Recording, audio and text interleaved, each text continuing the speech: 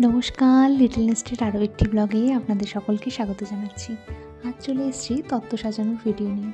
আসলে সামনে দিদির এঙ্গেজমেন্ট থাকায় তত্ত্ব সাজাতে বসেছি। সেভাবে কখনো তত্ত্ব সাজানো হয়নি, এটাই প্রথমবার তত্ত্ব সাজাতে বসেছি। বেশি কিছু না করে একদম সিম্পলের মধ্যে তত্ত্বটি সাজিয়েছি। আপনারা অবশ্যই দেখে জানাবেন কেমন হয়েছে। Bye bye.